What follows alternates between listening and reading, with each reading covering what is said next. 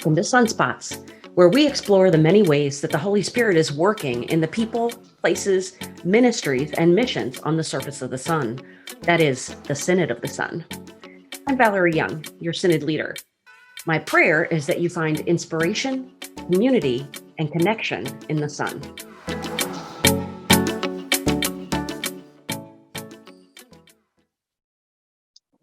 Hello. Well, we've been gone for a while. Thomas Riggs, who's basically our producer, the Synod's communications and administration coordinator, had a long-awaited honeymoon. We had a Synod assembly, and I took some vacation time. So essentially, we've been out of the habit, but we're back. And today, I will be speaking with General Presbyter Reverend Stewart Smith from the Presbytery of Arkansas. Stewart is a lifelong Presbyterian who was born as a preacher's kid in Charlotte, North Carolina. He moved to Arkansas while in the first grade and grew up in the Graham Memorial Presbyterian Church in Forest City. He served on one of the earliest versions of the Presbytery of Arkansas Youth Council while he was in high school. He graduated from Trinity University in San Antonio with a degree in accounting and became a member of First Presbyterian Church in San Antonio, where he was elected a deacon. After several years of work with Diamond Shamrock refining and marketing company, he experienced a call to the ministry and attended Austin Presbyterian Theological Seminary. While there, he did a year-long internship at the St. Andrew Presbyterian Church in Lynchburg, Virginia, and served for a year as a student co-pastor at the Youngblood Memorial Presbyterian Church in Robinson, Texas. After graduation from seminary, Stewart served as associate pastor of the First Presbyterian Church in Fort Smith, Arkansas for 7 years. In 2001, he accepted a call to become pastor of the First Presbyterian Church in Springdale and served there until accepting the call to become general presbyter in October of 2015. In the Presbytery of Arkansas, he has served on the Camps and Conferences Committee, the Christian Education Committee, the Committee on Preparation for Ministry, and the Committee on Ministry. He served as moderator of the Presbytery in 2007 and moderated the General Council in 2008. Stewart is married to Laura. She is wonderful, and she's an elementary school teacher in Maumelle, and they have 2 sons, Ryan and Alex. In his spare time, Stewart is a runner, a jogger, a biker, a golfer, just a general sports guy. So I hope you will enjoy our conversation. Good morning, Stewart. Good morning, Valerie. Thanks for being with me. We had a little of a jilted start there, but it looks like we're working now. So thanks for being with me. Good, glad to be here. How is it going in Arkansas? Well, as you know, and the listeners know, it's a very challenging time for the church. So, we're busy in a number of directions, just trying to respond to what's happening in the church right now. And so it's a challenging time. Yeah. So let's start from the beginning. Tell us your story in the thumbnail, and how did you end up as an EP? This may be a long thumbnail, but I am a preacher's kid. My father was a Presbyterian pastor, grew up in Eastern Arkansas, and never really dreamed of getting into the ministry as a child. I went to college at Trinity University, San Antonio, Texas. Yay. And bounced around from an engineer to trying to be a geologist at one time, until somebody came and said in 1981 it wasn't a good time to enter that field, and I switched and became an accountant, and graduated and worked for an oil and gas company. Your Texas listeners will remember Diamond Shamrock. I was an accountant there for 6 years. And simultaneously, I had joined First Presbyterian Church in San Antonio. And I was feeling dis-ease with what I was doing with my work, and had joined the church, had been elected as a deacon, and had this disconnect between being unfulfilled in my work life and just being very fulfilled with what I was experiencing at the church. We were visiting, the deacons there at the time were helping with hospital visitation. And, some of the other deacons were talking about how uncomfortable that was to go visit strangers. And I was just loving it, because I think there was such a difference between what I was being unfulfilled in my work life and experiencing that. I had was looking into graduate work to maybe go somewhere else. And I met my wife to be, Laura, and we started dating and think I need to wait and see where this relationship is going before I make a move. And after we got married, I was trying to think, okay, I need to do something different, but what can I do with my accounting skills? And I actually interviewed with the Senate of the Sun. Oh, really? Yeah, for a financial position, and flew up to Dallas. When was this? 1988 or 1989, somewhere in there. And I flew up and visited with Bill Fogelman, who was the Senate leader at the time. And he listened to me kind of explain how I was wanting to use my gifts for the church, and ask questions about my work. And he kind of looked at me at the end of the interview and just said, you're not going to get this position. And I was, a little bit disappointed at hearing that, and said, after listening to you, he said, I think you will be just as unfulfilled in this position as you are in your current position. And he said, I suggest that you have articulated to me a calling into the ministry. And I want to ask you to go back and talk with the pastors at the church there, talk with your wife and family, and consider that.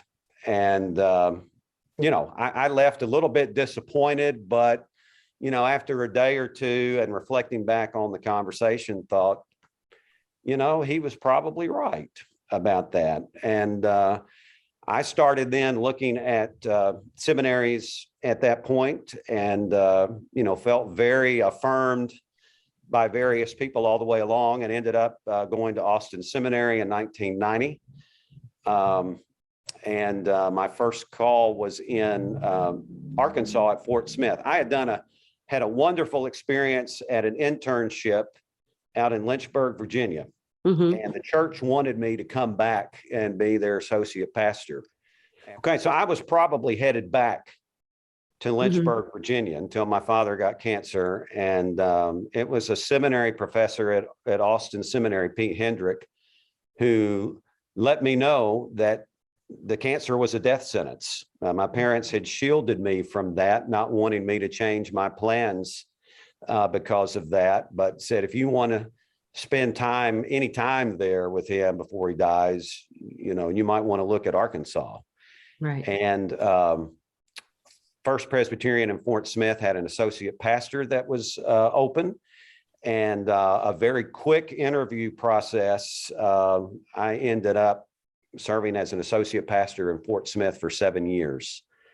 Worked with youth and just had a wonderful ministry there. And in 2001, I took a call to be the pastor at First Presbyterian Church in Springdale, Arkansas, which was closer to where my mother was living in Bella Vista, and served there for 14 years.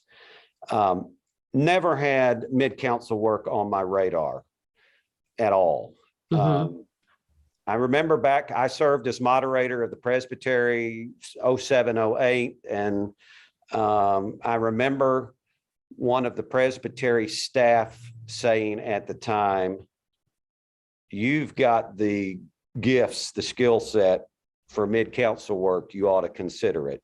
And I just kind of laughed it off. I said, I really don't think I've got any interest in that. And, about 7 years later, when Bill Galbraith was retiring from the position, I had about 3 people from the presbytery say something to me about it. And I thought, well, maybe I ought to at least listen to that. And at the time, after 14 years in Springdale, I was kind of sensing perhaps,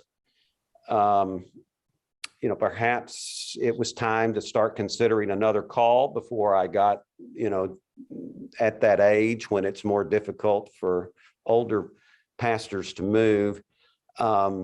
And I interviewed with the search committee. So I assumed it was, they interviewed Stewart as a courtesy interview just because they knew me well. And it's like, well, we've got to at least, give him an interview. And was pretty shocked when I got the call a few weeks later that they were asking me to accept the position. So, and it kind of made sense, I guess, looking back, that we had a history, at least recently, of having former pastors move into this role as opposed to folks who had veteran experience in the mid-council world. So I didn't know that about, well, I guess maybe if I'd have really thought about it. So they were accustomed to calling people from within the presbytery. Not necessarily. My predecessor had come within the presbytery, but before that, it had been from outside the presbytery. Okay. But it had been pastors where their career had more been in pastoral ministry rather than right. So a first time mid-council leader. Yeah. Okay. Cool. Well, are you having fun? Valerie, people ask me that a lot. Are you having fun with it? I don't really think of this as fun work. There are a lot of difficult situations that mid-council leaders have to deal with, and a lot of situations where the path forward is not clear. There may not be a seemingly positive outcome with either direction that you take, and you kind of have to just use your gut a lot and go with the direction that seems to be the least damaging alternative, and kind of move forward. So it is not boring work by any means. But fun would not be the word that I use to describe it. That might be I find it very stressful, very challenging work. Yeah. So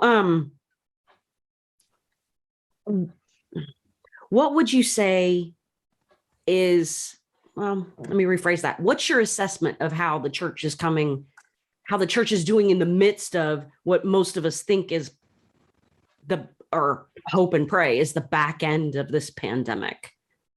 We're not even in post-pandemic, right? But I know that from talking to you throughout the last 20 months or so, Arkansas has only been so in terms of shut down and for the pandemic. Right. So, I think that, my assessment is that all of us kind of got tired of the pandemic and sticking to the protocols and safety. I think we did a very good job of that for most of 2020.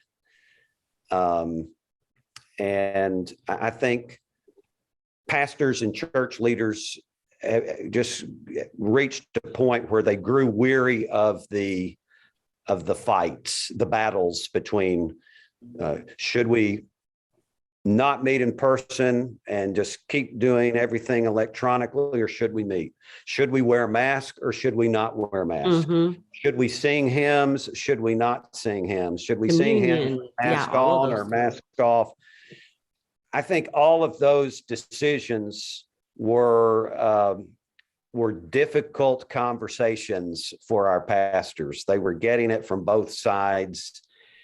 And I think we just kind of reached a point where it's like, oh, okay, we're just gonna get back to it. and pray for the best in a sense. And, some of the churches certainly kept the protocols going if they weren't getting as much resistance. But, I think a lot just kind of got back to worshiping in person with smaller numbers, because obviously not everybody was going to come back.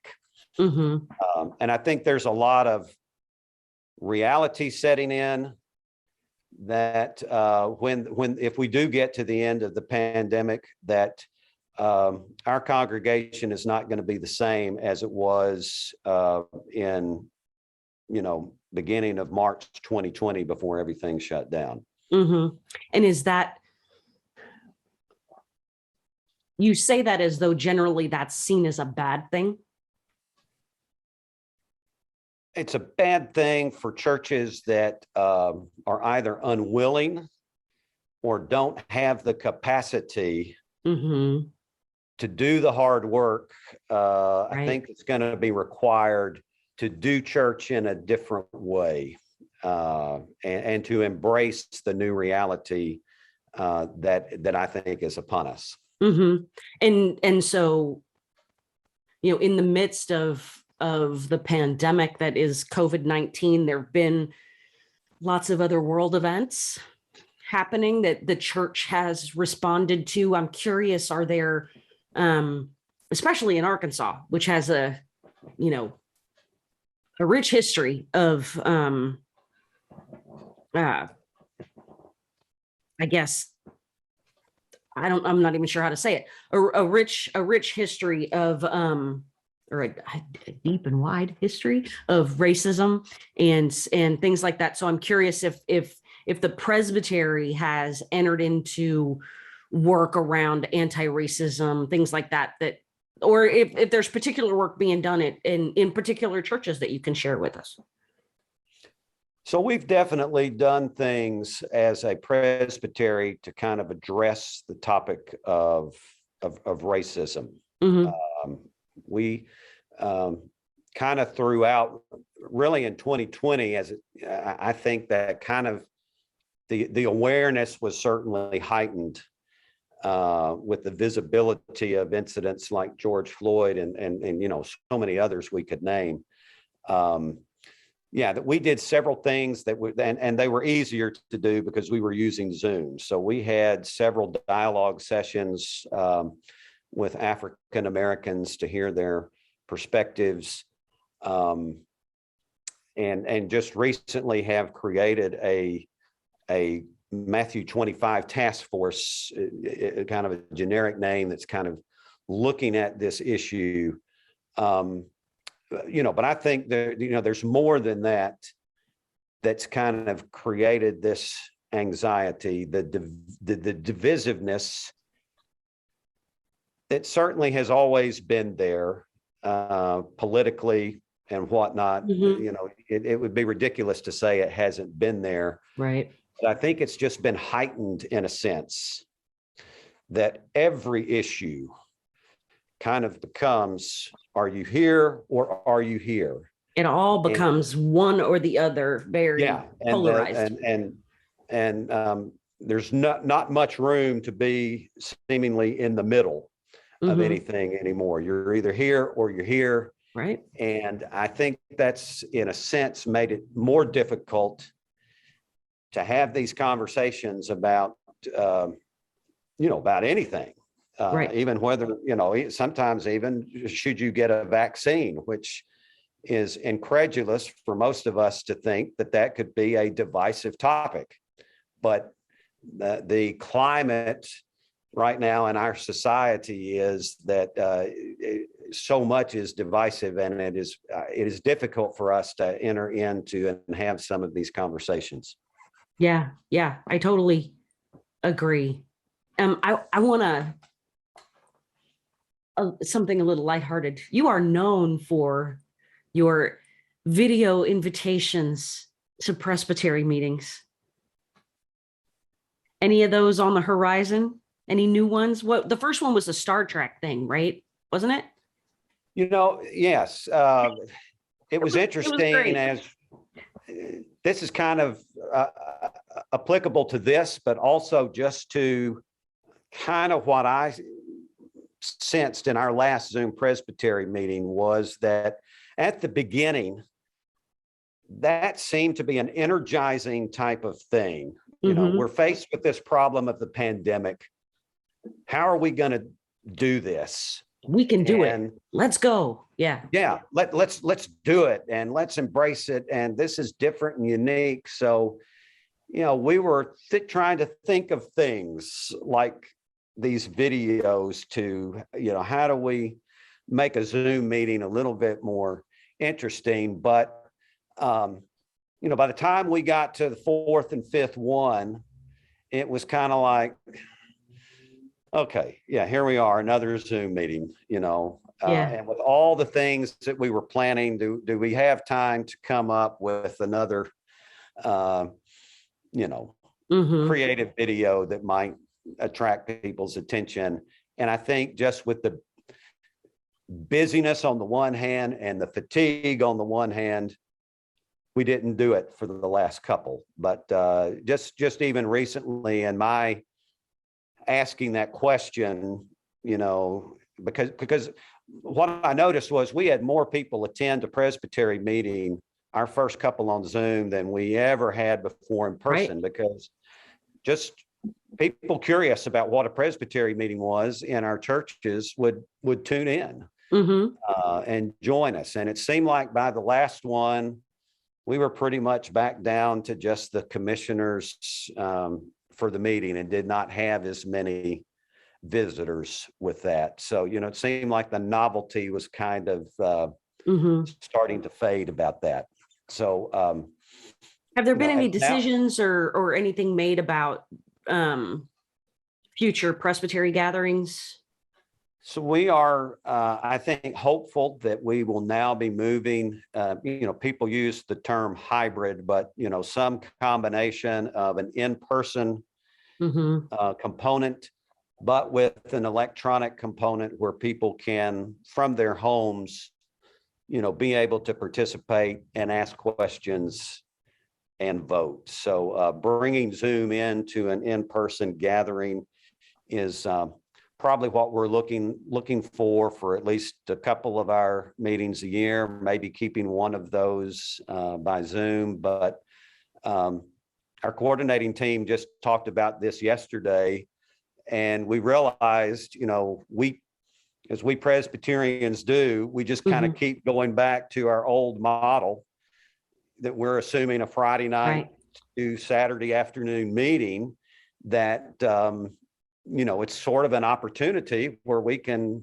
think new. What do we really need to do at a Presbytery meeting? And, you know, we can think of different things that maybe we don't have to meet on the first Sunday in June and the third weekend in October, and just kind of really think what is it we need to be doing and how do we need to be doing it, as opposed to just defaulting back to our previous schedules. Right. I mean, now is the time to rethink. If you were ever going to change something or create new, I guess, new patterns, now is the time to do that. I've, in my experience in, 17 years at the Synod, I've realized we have very long memories, but they're also very short, right? So there was a day when Synod assemblies were 2 or 3 days long, way back in the day. And then there was, I think, 1 year where there had been a committee to like restructure and things like that. And that committee decided we needed to meet 3 times a year for a day. And it only happened one time, but people still remember that as though that was the long history. So it's been really, really interesting. So what are some of the most exciting things coming out of Arkansas Presbytery right now? So our camp, Ferncliff, continues to do creative and innovative things out at that camp, and you really can't call it a camp anymore. It is a conference center, but it's also an outpost for mission. And a church. It's got a new And it's worshiping got community there, right? 1,001 new Right. worshiping community working out there as well. So, that is always seemingly there with us, kind of pushing those creative parts of our thinking, because Ferncliff is doing it. And good for them. I think it's been announced that they've gotten the contract for Credo to be the host facility. Oh, cool. For Credo coming up, that is, going to be very good for them, and kind of help their visibility, I think, throughout the denomination. University of the Ozarks in Clarksville applied for one of the Thriving in Ministry grants from the Lilly Foundation that, several mid councils, I think, have perhaps in their bounds. And we're kind of just starting to get rolling with that. We're kind of excited to see what that brings. And I'd have to give a shout out to our 2 staff positions that we have filled, that they started the week before COVID hit. And Carol Clark and Julie Price have just done an excellent job for us to be able to kind of give attention to congregations and offer things that might be of benefit to them. So, we're currently in a small church vitality workshop with New Matrix that, quite frankly, if we didn't have them and it was just up to me, I'm pulled in so many different directions, attending to whatever fire is burning the hottest, that I just don't see how I would have had, the ability to give time and attention to those things. And that was a very good move for the Presbytery. And the job descriptions were pretty vague that we gave them. And I'm thankful to them for saying yes to it for a position that was unclear what it was going to be. And, it's hard to look back and try to look for positives from COVID, but the pandemic provided them the focus of what they needed to be doing. Sure. It was throw everything else out the window. And, they certainly hit the ground running and have their feet underneath them. And, just looking back for something that was kind of fuzzy and, what's this really going to do and how's it going to work? I think it's just been a breath of fresh air for our Presbytery. That's awesome. That's awesome. I know I've seen a lot of things on social media that I think they're both doing the connections with the local congregations and things like that. It's been really fun to watch. And our other staff members too, I couldn't neglect them, but Kim Palmer started back in the fall before the pandemic, non-Presbyterian, was new to this world, and she has just been fantastic. And Leslie Belden, who just retired as stated clerk, was just superb in her job and did far more for us than what was in the job description for stated clerk. So it has really been helpful through this challenging time to have a full staff and a talented staff that has really done fantastic work. Right. And with Leslie's retirement, you have since taken on that role in an interim fashion, right? So correct. I'm guessing you have a newfound appreciation for the work of Presbytery stated clerks. Very much so. And I know that there are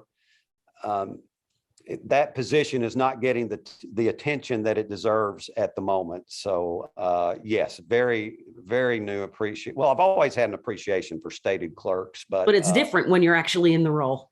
Right. It's different when you're there, and some of the deadlines to meet, and just getting, particularly what I noticed is and I don't know if it's in all Presbytery, but our stated clerk is preparing the documents for the Presbytery meeting, Right. and getting everything assembled and dotting the I's and crossing the T's to get that information out to the Presbytery in a timely fashion takes an incredible amount of work. Yes, yes, it does. And so Incredible amount is the of paper. Presbytery, has Arkansas Presbytery begun a search? We have not begun a search. We have a task force. We also had another staff person, I didn't mention, Breanne Christensen, who was a candidate for ministry, and she did an outstanding job working with our youth, young adult ministry position, but she's taken a position out in Montana. So we're actually looking for 2 positions, and we're trying to have a group to look at, okay, you know, in light of the pandemic, what are our needs, and do those 2 positions and the dollars associated with them, how can we best use those to meet our needs? Right. You know, do we need a stated clerk that had half position? You know, one of our huge issues in our presbytery is finding pastoral leadership for churches that can't afford it. Now, we kind of tied with that. Could we have that person be a floater going out? And, you know, there's a challenge there in having those positions match up with the timing of that. So that's kind of fuzzy. So that's kind of what we're looking at.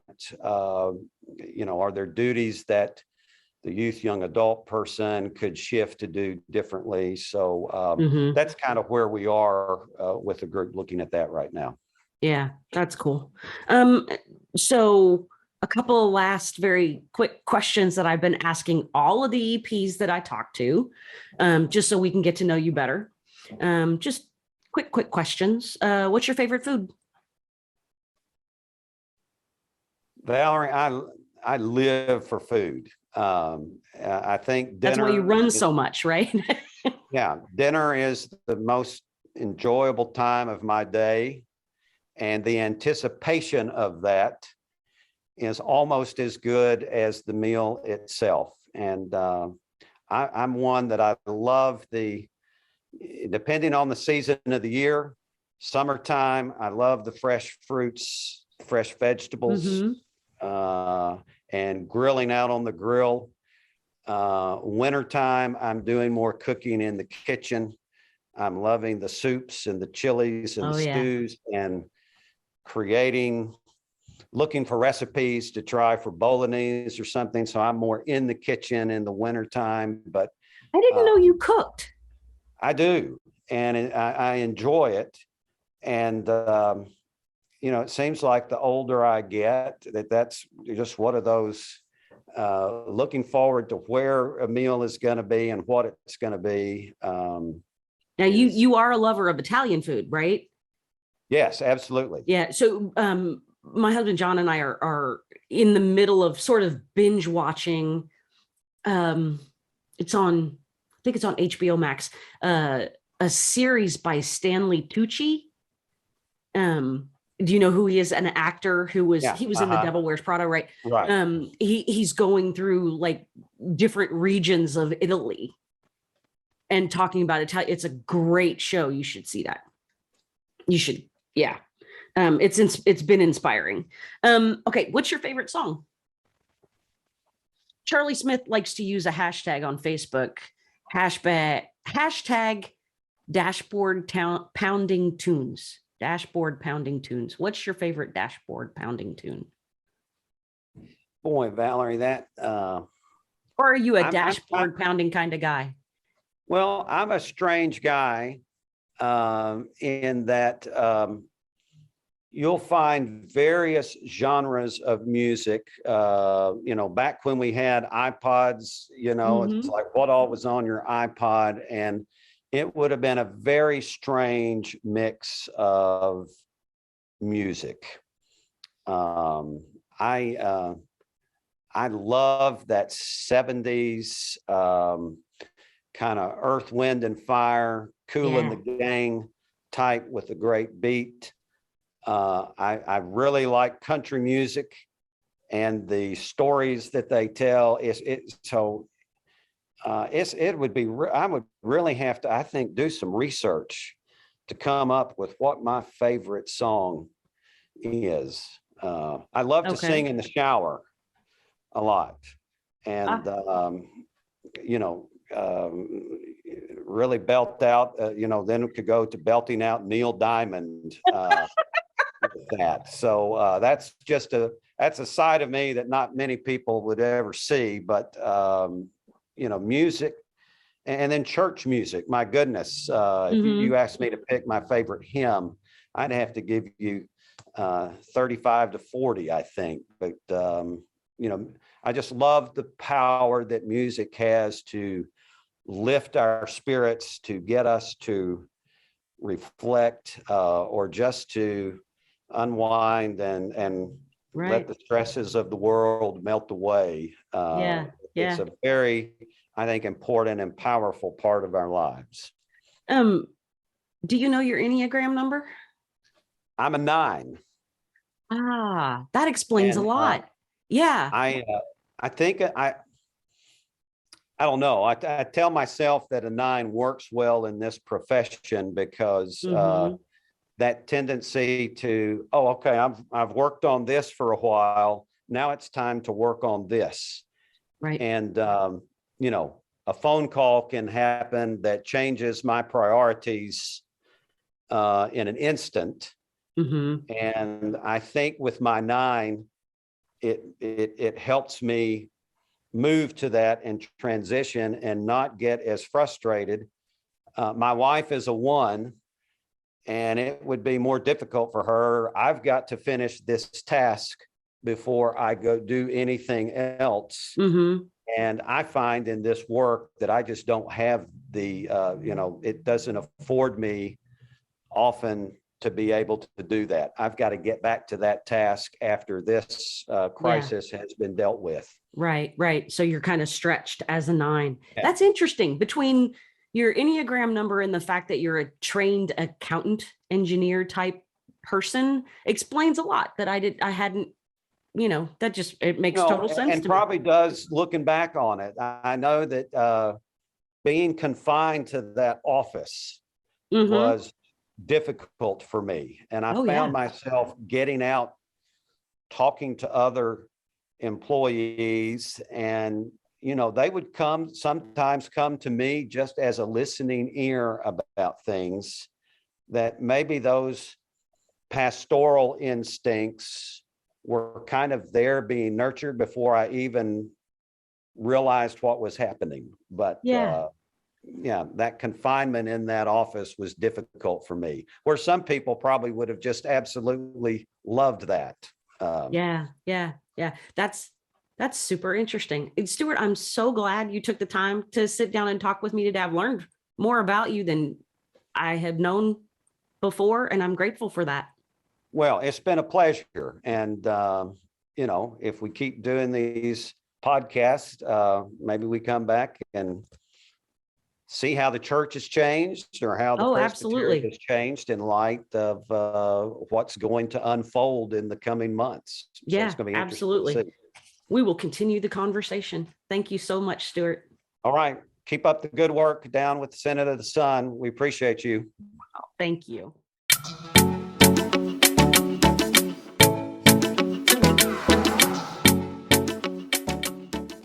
In the Synod of the Sun, we believe when we work together across boundaries, we make visible the good news and find wholeness as the body of Christ. In our common calling, we impact lives together. So let's remember to connect with, equip, and empower one another in the name of Jesus Christ, today and every day.